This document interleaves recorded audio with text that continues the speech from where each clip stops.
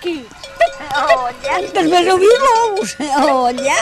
Ora, sejam muito bem-vindas e bem-vindos ao quarto episódio de Transmontanitos. Quarto episódio. Eu achava que isto ia só durar até o segundo, portanto, 4 já é uma vitória. Mais longo que muitas relações. Exato. Portanto, hoje vamos mais uma vez trazer temas que importam aos portugueses e portuguesas, que importam especialmente à nossa geração, que se lembra de coisas que provavelmente as gerações mais novas já não tiveram de lidar. E é precisamente isso que nós vamos falar hoje. Nós hoje vamos regressar à escola primária, que é sempre ótimo, um bom sítio de traumas. E que queria começar por falar de uma coisa que eu já falei com outros colegas da minha idade, que não eram daqui, eram de outras, do Porto, de Lisboa, e eles não conheciam esta realidade. Que é, preparem-se, a professora ter uma cana da Índia para bater nos alunos. Sim. E é engraçado que se tiver alguém assim com mais de 50, por exemplo, a ver-nos, isto era, está a dizer, uma cana da Índia, isso era quase a decoração da sala normal, não é? Mas efetivamente nas nossas gerações já não seria normal isso. Mas aqui era. Aqui efetivamente ainda era. Aqui era, e atenção, eu tinha colegas que levavam constantemente. Constantemente, não era uma coisa... Eu era mais... Eu não cheguei a experimentar a cana da Índia, atenção, gostei muito de não ter tido essa experiência, mas os puxões de orelhas... Sim. Coisa... Na minha altura ela estava lá, mas já não se usava tanto. Era mais mesmo... Era violência mesmo com as partes do teu corpo. Era principalmente chapadas e puxões de orelha.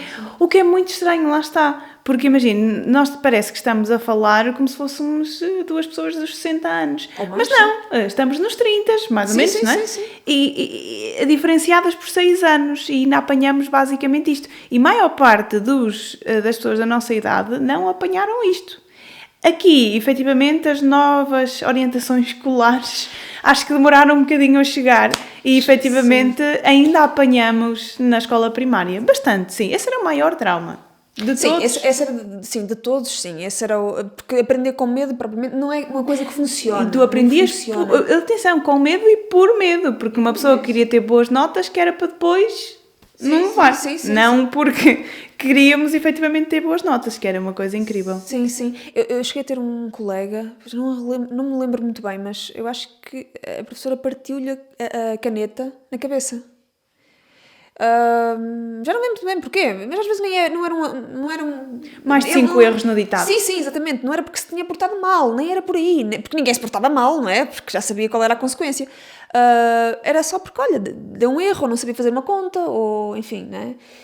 Ainda hoje, eu não sei fazer uma conta de dividir com dois números. Porque ninguém me dizia como é que se fazia, só me puxavam a orelha se eu a fizesse mal, mas eu depois não tive interesse em aprender. Exatamente. Mais tarde, porque eu fiquei tão traumatizada com aquilo que não As quis, contas não de quis aprender. dividir. Mas pronto, este é o primeiro trauma da escola primária. Fantástico. Nós temos vários. Eu falei deste, mas nós podemos continuar, por exemplo, com o caminho até à escola primária. O caminho até à escola primária. Eu acho que aqui tens mais... Ainda hoje não superei este medo.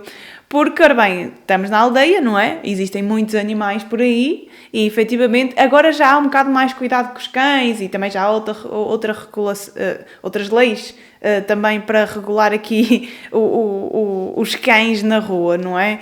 Mas na altura não havia e, portanto, o medo a cães ficou para sempre, até hoje, nunca passou, porque, efetivamente, eles andavam, eles mordiam, e nós tínhamos medo dos cães na rua. Eu até tinha mais receio, porque não havia cães muito grandes, eram mais pequenitos.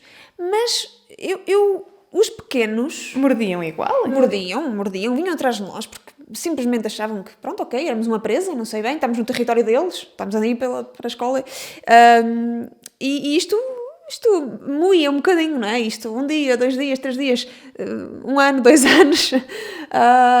Foi complicado. Mas agora, não muito a ver, mas a ver com o caminho igual, é uma coisa engraçada, que para mim agora é impressionante isto ser feito.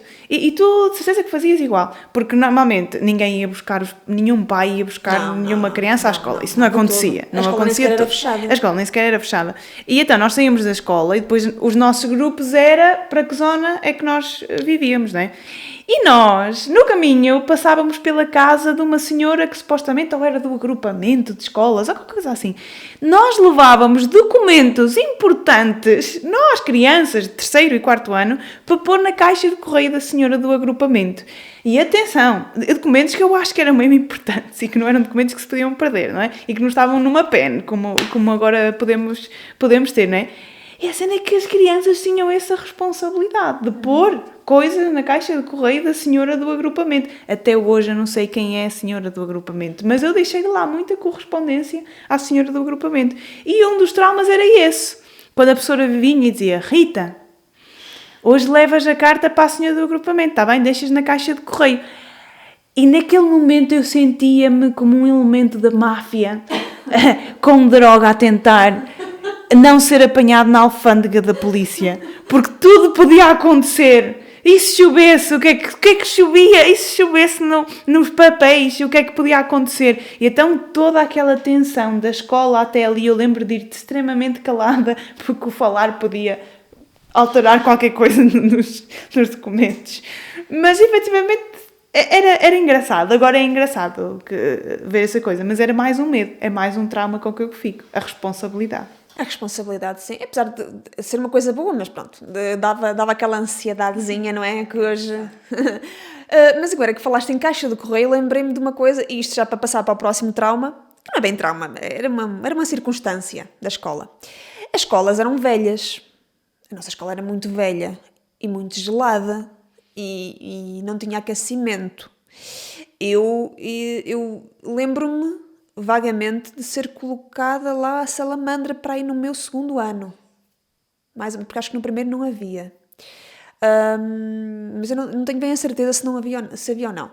Mas o que é que acontecia? Nos intervalos, durante o inverno, no início do inverno, a nossa missão era ir buscar os cavacos, que estavam todos amontoados, porque alguém tinha deixado lá os cavacos, não é?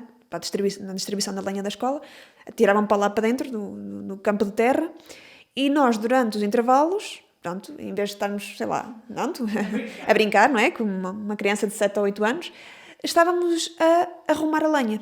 Ora, arrumar a lenha, à chuva, às vezes, sei lá, era como calhava. Sem luvas, sem nada. Pois normalmente ficávamos com aquelas farpas, não é? Espetadas nos dedos. Caleja. Era aquilo, não tinha mal. Mas... houve um ano, eu não sei muito bem o que aconteceu, ou a lenha atrasou-se, ou... eu já não me recordo. O que eu me recordo é que nós estávamos muito revoltados todos, na escola, então decidimos escrever em papelinhos que íamos fazer greve, que a escola ia entrar em greve por falta de aquecimento. Eu lembro perfeitamente disto. E fomos colocar esses papelinhos na caixa de correio do Presidente da Junta, da altura. Isto é que é ativismo a sério. Isto sim, isto foi... Estamos a falar de crianças de 7, 8 anos. Era na nossa idade, 6, 7, 8. E eu lembro-me que o Presidente da Junta, salvo erro, depois foi à escola, porque viu aquilo e que, meu Deus, o que é que está a acontecer na escola, não é? Mas acho que o problema foi resolvido. Tenho a vaga ideia que o problema foi resolvido, mas pronto, lá está, a resolução do problema não era pôr aquecedores, era continuar a deixar lá a lenha, os alunos lá arrumavam, acendíamos a lareira, atenção, também éramos nós que acendíamos a salamandra, e portanto era assim que funcionava. E era normal. Eu aqui já não tive a mesma realidade que a Andreia, porque eu já era privilegiada, porque 6 anos depois, nós fazemos diferença de 6 anos, já tínhamos briquetes, caixas de briquetes. Que atenção! A única coisa que mudava aqui é que já não tínhamos farpas, porque éramos nós que arrumávamos os briquetes também. E eu não sei se contigo acontecia, mas connosco não era só nos intervalos. Nós tínhamos às vezes manhãs inteiras, que eram as manhãs da lenha. Ou seja, que durante a manhã inteira nós não tínhamos escola, nós íamos só arrumar, que era normalmente quando vinha o distribuidor, porque nós tínhamos a carrinha dos briquetes, não é? Pois. E nessa manhã nós não tínhamos aulas. Eu não tenho a certeza se nós era só nos intervalos. Não, mas eu sei que nós, havia manhãs que não tínhamos aulas, nós era só vir a carrinha e íamos arrumar. E é incrível como agora se conta, e nós não estamos a dizer isto com um ar de... Nós adorávamos a manhã de arrumar os briquetes porque não tínhamos aulas. era só para arrumar os brinquedos, andávamos lá a cantar e todos divertidos. E sim, muitas das vezes, a nossa missão, grande parte das vezes, os alunos normalmente chegavam antes da professora, porque também os pais deixavam-nos lá mais cedo, né? A escola estava aberta. Portanto, a maior parte dos dias, nós chegávamos e nós é que acendíamos sozinhos a lareira. Outra das coisas que agora é impensável. Os pais deixavam. Se calhar na tua altura já poderia haver alguns pais. Eu de manhã, a mããe deixava-me. Eu de manhã deixava. Não tive esse privilégio. Depois é que voltava. As minhas caminhadas até à escola eram boas. Depois voltava. Aí a mãe já me deixava lá de casa. Pois. Mudou um bocadinho. Naturalmente as coisas vão mudando, não é? E ainda bem, porque também, assim, aquilo era... Primeiro, toda a gente podia entrar na escola. Toda a gente podia entrar, sair, aquilo... Acho que não havia grande controle, não havia sequer cerca. Não? Aquilo era um muro que servia essencialmente para rachar a cabeça. E portanto enfim, eram realidades, era o que era o contexto da altura. Nós como não conhecíamos outra coisa, aquilo era normal, não é? Mas agora é que falo com outras pessoas e vejo que, não é? Afinal não era bem, o comum, não é? Era mais, se calhar aqui e noutras aldeias do interior, noutras aldeias, e acredito que ainda fosse pior noutras aldeias no interior, não é? Ainda acredito que fosse pior, mesmo naquela altura e mesmo agora, atenção, que agora ainda há muitos registros deste tipo de coisa, mas lá está. Imagina, nós chamamos traumas por piada, mas nenhuma destas, sem ser os cães, que ficam um bocadinho mais tempo, nenhuma destas coisas traumatizou a gente, não é? Hoje sei acender uma lareira porque me ensinaram na escola. Pois, certo. Sim, há coisas que ficam, não é? Mas mesmo o dia-a-dia, mesmo se na escola, por exemplo, acender a lareira, hoje é impensável uma criança com 5, 6 anos acender uma lareira em casa. Isso era o normal para mim. Eu vinha para casa sozinha e estava sozinha em casa com essa idade. Perfeitamente. Mas isso era o comum. Sim, isso era perfeitamente não éramos normal. pobrezinhos, não éramos escravos, éramos normais, como os outros. Era a vida normal. Era o habitual aqui. Nas aldeias já não é assim agora. Mesmo nas aldeias já não é assim. Já não é assim. Já não se vê crianças sozinhas em casa, nem nada que se pareça. Mas era assim e não acontecia nada, atenção, era tudo muito tranquilo. Nem 80, pronto. Claro, obviamente que tem de haver sempre um equilíbrio, mas era um tempo engraçado, porque de facto o choque de agora, olhar para aquilo que nós temos agora e olhar para aquilo que tínhamos na altura, foi mesmo uma mudança muito drástica. Ora, os traumas da escola estão ultrapassados, o tema está ultrapassado, nós queremos saber também se há aí alguma coisa desse lado que queiram partilhar connosco, em relação a coisas insólitas da escola, ou até se compartilham connosco este passado, se também havia canas da Índia, se havia os cães pelo caminho, se havia frio e lareiras por acender na escola. Queremos saber o que é que vos também marcou na escola primária. Mas queríamos passar agora também para um tema que é muito interessante e que aliás, já foi referido num dos episódios anteriores, que é os vendedores ambulantes nas aldeias. Temos desde o padeiro, o peixeiro, mas nós também temos o merceeiro, que é uma coisa mais específica, porque o peixeiro é muito comum, não é? Sim, o peixeiro e mesmo alguns talhos, os talhos fazem também distribuição, isso até às vezes nas cidades se vê, efetivamente, essas carrinhas ambulantes de certas coisas. Agora, o merceeiro é uma coisa muito específica, que eu acho que agora até existe mais só nas aldeias um bocadinho mais longe das vilas e das cidades, acho eu. Ou seja, aqui em aldeias um bocadinho mais próximas acaba por já não justificar ter tanto merceeiro. Agora, nas aldeias um bocadinho mais longe, ainda vai também o merceeiro, que normalmente são pequenos supermercados, não, pequenos mini-mercados, que literalmente põem como é que se chama? Estantes numa carrinha e vão vender coisas aleatórias. Coisas super aleatórias, desde um piaçaba até certos produtos de limpeza, até uma ou duas panelinhas, ou um prato. Tudo, cereais, arroz, massa. Tudo, exatamente, tudo que seja. Sim. Que acho que é um fenómeno efetivamente engraçado. Antes, E isto não é só nas aldeias, não é? Antes tínhamos também um muito característico que era o da Family Frost. Sim, mas esse aí é mais... Esse já é geral. É geral. Mas não. tinha outro encanto nas aldeias. Tinha outro encanto. Mas ainda havia outros. Porque eu lembro-me de um senhor que era só de eletrodomésticos. E que vinha com uma carrinha fazer... Sim. fazer de a pequenos revolta. eletrodomésticos, sim. E havia outro, e acho que era um senhor... Eu acho que se ouvir ainda me lembro dele, que passava a vender colchões, mantas, almofadas, lençóis, aqueles jogos, né, de lençóis. Sim. De mês a mês ou 2 em 2 meses passava. E aquilo era um êxito. Exatamente. Ele vendia imenso nas aldeias. E eu acho que se ouvir ainda me lembro do senhor. Mas isto era uma coisa... Eu acho que agora, não sei se ainda passa, se ainda é costume isso acontecer. Sei que, por exemplo, agora, a novidade agora é o talho ambulante. Também existe uma carrinha que vende carne pelas aldeias. E existe a frutaria. Que era uma coisa... Também. A frutaria às vezes vinha no merceeiro. O merceeiro também trazia alguma fruta fresca. Mas havia, eu lembro-me... Eu acho que, inclusive, a nossa mãe, no início de carreira, chegou a fazer isso. Chegou a vender fruta numa carrinha. Porque eu lembro-me de ser pequenina e ir com ela e estar numa carrinha de fruta. Portanto, eu acho, não posso estar aqui a dizer uma coisa muito errada, mas eu tenho quase a certeza disto. Portanto, havia várias funções, havia vários comércios que se deslocavam às aldeias e que ainda hoje se desloca. A fruta seca é uma coisa que ainda se desloca. Eu acho que a grande diferença é que as carrinhas aumentaram de tamanho. Hoje vê-se carrinhas, aquelas grandes transportadoras cheias de caixas de fruta e de outras coisas, não é? Carne. Que antes era mais pequenina, não é? Era uma coisinha assim mais, pronto, daquelas carrinhas brancas, pequenininhas, não é? E que já vinham na grande maioria. Eu lembro-me de haver um senhor, não sei porque é que tenho esta memória, que parava ali e dizia Hostia! E era até a pessoa vir, que nós sabíamos que era o chamamento da fruta, que era para ir até lá. Sim. E mesmo as Family Frost paravam naqueles locais estratégicos que sabiam que tinha lá pessoas para comprar, porque não paravam à frente de uma casa com 2 crianças só porque sim, não é? Eles sabiam muito bem onde é que estavam as pessoas.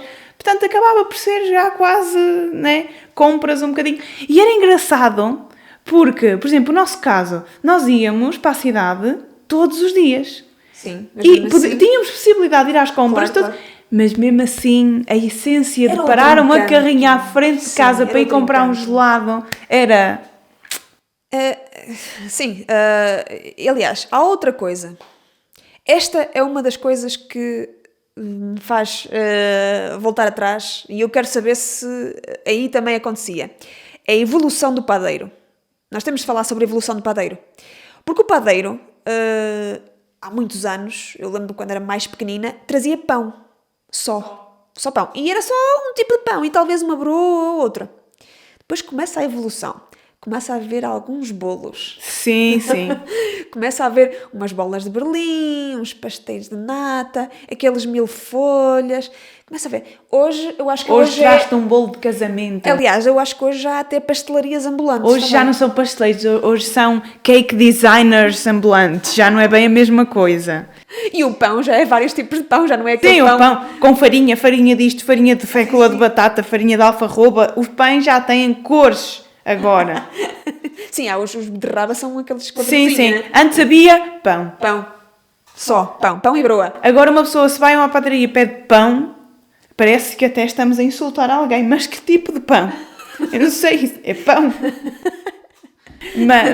Mas sim, agora as carrinhas também são maiores do pão porque têm que ter vários tipos de pão. Sim. E há outra coisa que é, e que ainda se usa, que é as pessoas pagam ao padeiro só no fim do mês. Deixam o padeiro aponta na caixa de correio. Sim, aponta, né? Ora, hoje deixei 5 pães, amanhã 10 pães, e depois no fim do mês deixa-se o dinheiro na caixa de correio. Exatamente. Que é uma coisa maravilhosa. Dinheiro lá. Sim, e ninguém tira. Corre tudo super bem. E o pão fica pendurado muitas vezes na caixa de correio também, não é? Aqui ao lado, da casa do lado, a caixa de correio é tão grande que cabe lá perfeitamente o saquinho de pão e tudo funciona como se fosse uma troca direta numa padaria normal, portanto, se têm histórias destas, comentem, enviem para nós por mensagem, mas deixem nos comentários, porque nós queremos saber se isto realmente é uma realidade só transmontana. Eu acho que não, há coisas que são transversais a todo o país, mas queremos saber as vossas histórias, portanto deixem nos comentários,